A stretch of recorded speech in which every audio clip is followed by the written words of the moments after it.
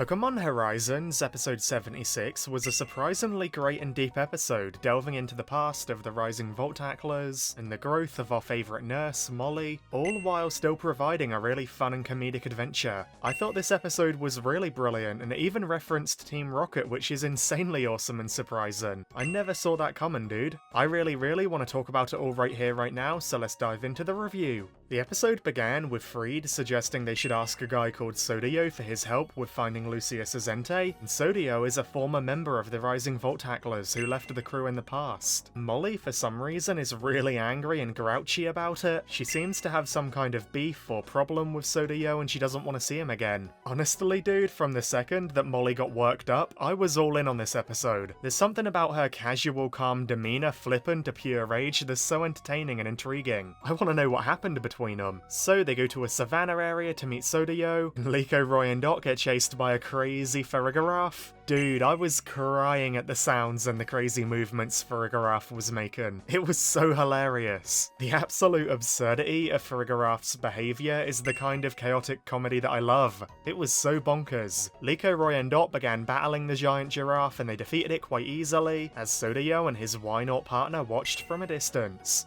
Sodayo then met Liko Vynaut and reunited with Friede and Captain Pikachu. Clearly Friede and Cap were really good friends with him. I never thought for a second that we would ever meet former members of the crew, but in hindsight it makes a lot of sense and it's really nice to see, dude. It makes the world feel bigger, you know? It makes the history of the Rising Volt Tacklers feel vaster. And Sodayo's character is really funny. He's basically a huge conspiracy theorist and a journalist. He writes about all kinds of weird Pokemon mysteries. So Sodayo happily reunites with the rest of the Rising Volt Tacklers, and then he reunites with Mollie. He begins complimenting how Mollie's looks have changed, and he keeps acting like he's her senior despite only being 2 days older, and this makes Mollie really mad and she threatens to fight him, dude. She gets him by the scruff of the neck and everything. This scene was absolute gold. Mollie's fiery response and Sodayo's clueless arrogance was so funny. It's so rare seeing Mollie being so animated and emotional, you know, I couldn't stop laughing. And then shortly afterwards, Mollie pulled Liko aside and told her to hide Terapagos, cause she says that if Sodayo sees Terapagos, then they'll never hear the end of his crazy conspiracy theories about it. And Mollie is so real for that, dude. This scene also really healed my heart when I realised that Mollie called Terapagos by the nickname that Rystal gave it, Pagogo.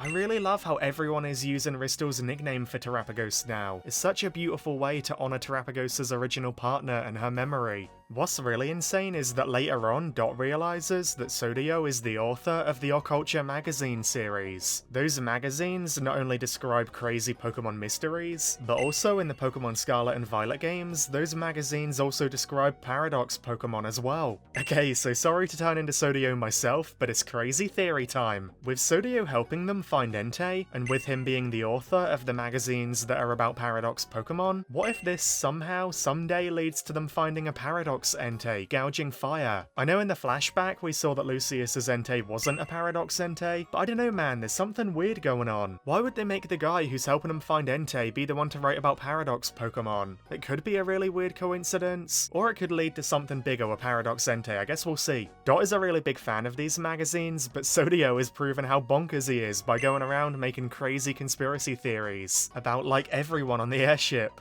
For example, one of his theories is that Mousehold is secretly the captain of the airship, and I love that theory, man. The idea of those little mice running the show in the shadows is so peak. And believe it or not, Sodayo's next conspiracy theory is that Ludlow is secretly a superhero, and that's actually hilarious because we know it's true, the mighty G. Sodayo might be a joke to everybody else, but he's actually cracked the case when it comes to Ludlow. But Liko Vynaut obviously don't believe it at all. Throughout the episode, every time Sodayo says a crazy conspiracy theory or an exaggerated lie, he tells everyone over and over and over that the truth is what you make of it. It's like his catchphrase, you know? And remember that because it comes up later in the episode. So later on, Sodayo shows Liko Vynaut a picture of Mollie when she was younger, back when he was still part of the Rising Volt Tacklers, and man, she really does look like a Nurse Joy, you know, with the hair and everything. And Mollie is really mad that Sodayo showed him the picture of her, and then, in one of my favourite callbacks of all time, which I never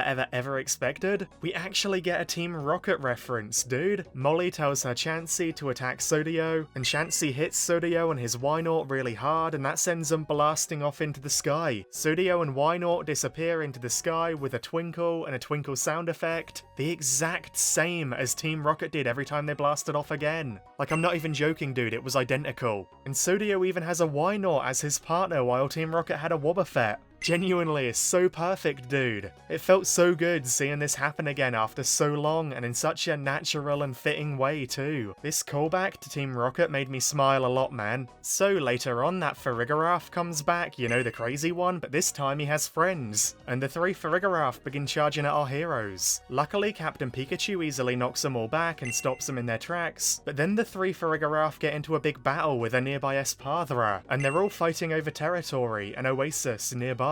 Dude, can I just say really quickly, it's really nice to see Pokemon acting like animals in the wild, you know? Seeing them fighting over turf makes the world feel so alive, like they're truly part of an ecosystem. So the Farigiraf and Espadra get into a big psychic battle, causing some kind of psychic bubble to cover the area, and in the middle of the battle, we randomly see a water droplet into the oasis. I'm not even joking, for a split second I thought it was a Bond phenomenon reference. Anyone who's seen the X, Y, and Z anime knows the significance of the water droplet in regards to the Bond phenomenon, you know? I really thought Ash Greninja was gonna show up for a second, dude. How does a water droplet have so much baggage in this anime? That's funny, man. The psychic battle becomes stronger and stronger and leads to a huge boulder falling from the cliff above them, but luckily Mollie saves everyone from being crushed with her Chansey. Liko, Roy, and Dot then break some huge rocks in the oasis, and that causes the oasis to rise and increase in size, allowing the Farigiraf and Espadra to share the territory. All's well that ends well. Later on, Sodayo thanks them for helping him find new content for his Occulture magazines, and then our heroes ask Sodayo about Entei finally. Sodayo tells them that there was an Entei sighting near Olivine City in Johto recently, and his Wynaut agrees. They say goodbye to him, and then later on the Rising Voltaclers are flying to Johto, and Mollie tells Liko that even though Sodayo exaggerates a lot and lies about a lot, she knows he was telling the truth about where Entei is, because it turns out that whenever Sodayo is telling the truth, his Wynaut agrees with him. So that's how you know if Sodayo is being truthful, if his Wynaut agrees. And that's so funny, dude, I really like it. I guess Wynaut has a psychic link to him and can tell when he's being deceptive. Wynaut is like a lie detector with a really adorable face. And that's actually a really clever way to ground Sodayo's crazy personality. Mollie then has a bit of a heart-to-heart with Liko where she reveals that back in the past, she was super naive. She used to believe everything that Sodayo said. Mollie would do the craziest things that Sodayo told her to do because she always trusted him. Sodayo would exaggerate things and lie like he does now, and because she always trusted him, she would end up doing the craziest things, like climbing cliffs and embarrassing herself. And this seems to be a big part in why Mollie and Sodayo bicker a lot now. But in hindsight, Mollie says that she doesn't know whether Sodayo was just teasing her back then by making her do the crazy stuff, or whether maybe deep down he was trying to help her learn and grow. Like maybe he was trying to help her become less naive.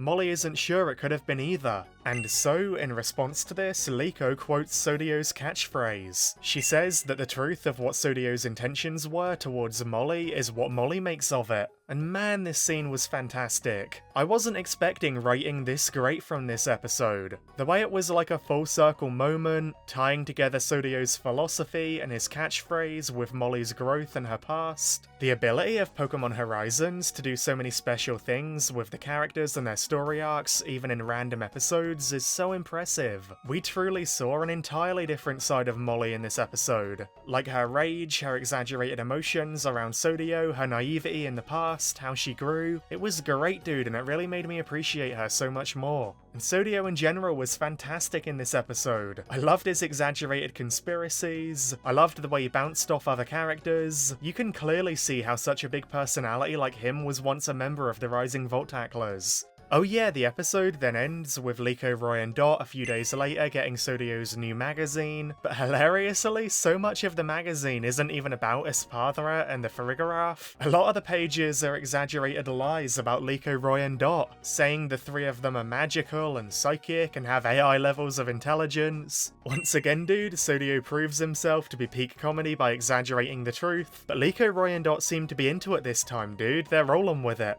So yeah, overall I've spoken plenty about my feelings towards this episode, but I just really loved it. I feel a stronger connection to Mollie than ever, I want to see Sodayo again so bad in the future, and I'm not gonna lie, I'm not too into like the whole shipping community lately. That was mainly an area that I was most interested in as a teenager, but this episode kinda had me feeling that Mollie and Sodayo could be a really great possible shipping, dude. Maybe my favourite of Pokemon Horizons so far. Like from their bond, to the way they bounced off of each other, to the way they argued but deep down had a special connection. I really loved them together, man. There's something about their dynamic that feels really real and endearing, you know? Whether it has romantic implications or not, their bond has a lot of charm, dude. And speaking of bonds, I really like how this episode emphasized the sisterly bond between Liko and Mollie. Mollie feels like Liko's big sister. Mollie felt comfortable talking to Liko and revealing her past to her at the end, and that little moment between them was really wholesome, man. It really does make the Rising Volt Tacklers feel like a family. Also, the Team Rocket reference really made me smile, man. I know I said it already. Dude, I really hope we get more silly references to Ash's anime like this in the future. The blasting off again callback was a love letter to the older fans. I really didn't know how Horizons could possibly follow up on the previous episode, you know, one of the best and most narratively rich episodes of all time, without it feeling like a massive downgrade or destroying the momentum. But here in this episode, the Horizons stuff clearly proved they have it in them, because this episode was hilarious and way deeper than it had any right to be. And that's a massive W, dude. So did you love the episode as much as I did? Did it make you laugh? Let me know in the comments below. Also be sure to hit the thumbs up button and the subscribe button if you enjoyed my review. I would really sincerely appreciate that, dude. Join our Discord server if you want to talk about the Pokemon anime with like-minded fans. And on that note, thank you all so much for watching, and best wishes until we meet again.